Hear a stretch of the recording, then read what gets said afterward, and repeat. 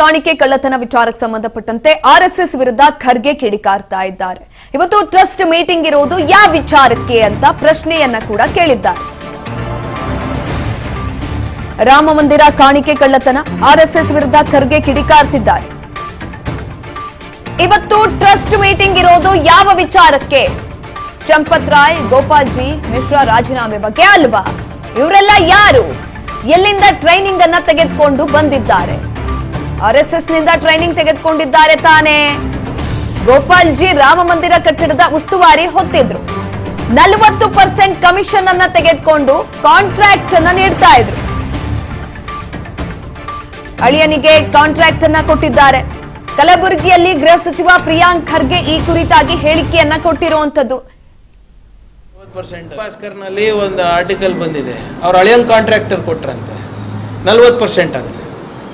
BJP ಸರ್ಕಾರದಿಂದ ಕಲ್ತ್ಕೊಂಡು ಹೋಗಿರೋದಲ್ಲ ಅಯೋಧ್ಯೆ ತನಕ 40% ಅಲ್ಲಿ ಎಲ್ಲದಕ್ಕೂ ಇದು ಯಾವುದು ಸರ್? ನೀವು ಕಂಪ್ಲೇಂಟ್ ಕೊಡಿ ಸರ್, ಆಮೇಲೆ ತೋರಿಸ್ತೀನಿ ನಿಮಗೆ. ಮಾಹಿತಿ ನನ್ನ ಹತ್ರ 100 ಇರ್ಬೋದು.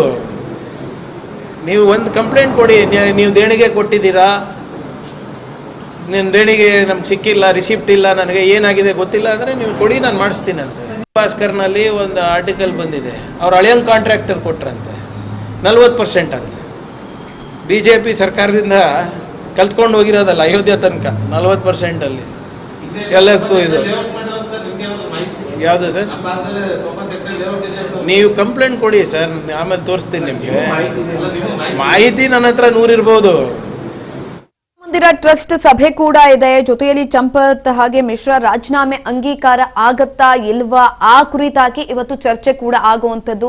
ಅವರೆಲ್ಲರೂ ಕೂಡ ಟ್ರೈನಿಂಗ್ ತೆಗೆದುಕೊಂಡು ಹೋಗಿರೋದು ಎಲ್ಲಿ? ಆರ್ಎಸ್ಎಸ್ ನಿಂದ. ಅಲ್ಲಿಂದನೇ ಬೆಳೆದಿರುವಂತದ್ದು. ಅಲ್ಲೆಲ್ಲ ಟ್ರೈನಿಂಗ್ ತೆಗೆದುಕೊಂಡು ಹೋಗಿದ್ದಾರೆ. ರಾಜೀನಾಮೆ ಕೊಡ್ತಾರಾ ಇಲ್ವಾ ಆ ಬಗ್ಗೆನೇ ಇವತ್ತು ಚರ್ಚೆ ಆಗತ್ತೆ. ಟ್ರೈನಿಂಗ್ ಅನ್ನ ತೆಗೆದುಕೊಂಡು ಬಂದಿದ್ದಾರೆ ಅವರೆಲ್ಲರೂ ಕೂಡ. ಆರ್ಎಸ್ಎಸ್ ನಿಂದ ಟ್ರೈನಿಂಗ್ ಅನ್ನ ತೆಗೆದುಕೊಂಡು ಬಂದಿದ್ದಾರೆ ತಾನೇ ಅಂತ ಪ್ರಶ್ನೆಯನ್ನ ಕೂಡ ಪ್ರಿಯಾಂಕ್ ಖರ್ಗೆ ಅವರು ಈ ಸಂದರ್ಭದಲ್ಲಿ ಕೇಳಿರುವಂತದ್ದು. ಗೋಪಾಲ್ ಜಿ ಯಾರು? ರಾಮ ಮಂದಿರ ಕಟ್ಟಡದ ಉಸ್ತುವಾರಿಯನ್ನ ಹೊತ್ಕೊಂಡಿದ್ರು. ಆ ಸಂದರ್ಭದಲ್ಲಿ 40% ಕಮಿಷನ್ ಅನ್ನ ತೆಗೆದುಕೊಂಡು ಕಾಂಟ್ರಾಕ್ಟ್ ಅನ್ನ ಕೊಟ್ಟಿದ್ದಾರೆ. ಅದು ಯಾರಿಗೆ ಕೊಟ್ಟಿದ್ದಂಥದ್ದು? ಕಾಂಟ್ರಾಕ್ಟ್ ಅನ್ನ, ಕಮಿಷನ್ ಅನ್ನ ಪಡೆದುಕೊಂಡು ತಮ್ಮ ಅಳಿಯನಿಗೆ ಕಾಂಟ್ರಾಕ್ಟ್ ಅನ್ನ ಕೊಟ್ಟಿದ್ರು ಅಂತ ಕಲಬುರಗಿಯಲ್ಲಿ ಗೃಹ ಸಚಿವ ಪ್ರಿಯಾಂಕ್ ಖರ್ಗೆ ಅವರು ಇದೀಗ ಹೇಳಿಕೆಯನ್ನ ಕೊಟ್ಟಿದ್ದಂಥದ್ದು. ಇದೆಲ್ಲವೂ ಕೂಡ ಸದ್ಯಕ್ಕಾಗ್ತಾ ಇರುವಂತದ್ದು. ಇವತ್ತಾಗ್ತಾ ಇರುವಂತಹ ಸಭೆಯಲ್ಲಿ ಯಾವ ವಿಚಾರವನ್ನ ಮುನ್ನೆಲೆಗೆ ತರ್ತಾರೆ? ಚಂಪತ್ ಹಾಗೂ ಮಿಶ್ರಾ ರಾಜೀನಾಮೆಯನ್ನ ಅಂಗೀಕಾರ ಮಾಡ್ತಾರಾ ಅಥವಾ ಇಲ್ವಾ ಆ ಭವಿಷ್ಯ ಕೂಡ ನಿರ್ಧಾರ ಆಗುತ್ತೆ.